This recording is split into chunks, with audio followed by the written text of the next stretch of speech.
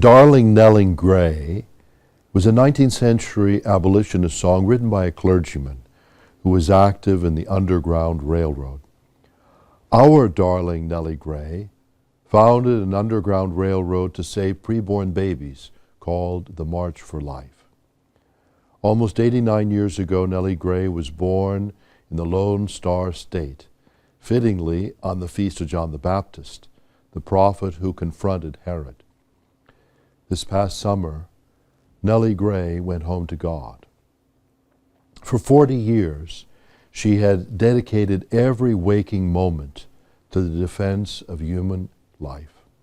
40 years ago, when the Supreme Court handed down the new Dred Scott decision called Roe versus Wade, I was a young priest working here in Washington at the Spanish Catholic Center.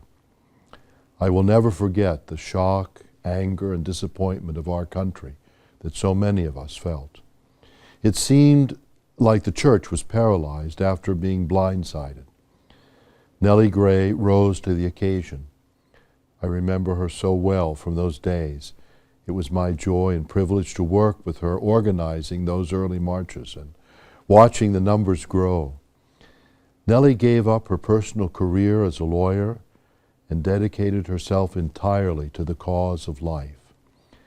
In Nellie's case, it was truly a vocation of the Catholic laywoman dedicated to the centerpiece of Catholic social teaching, the gospel of life.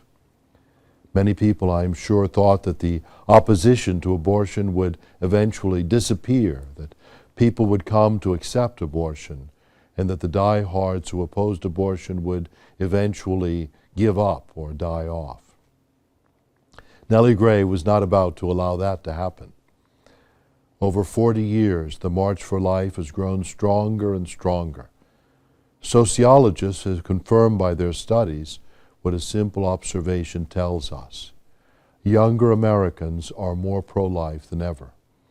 For 40 years, we've wandered through the desert, but we are now closer to our goal, thanks in part to this great lady, Nellie Gray, our Joan of Arc of the gospel of life.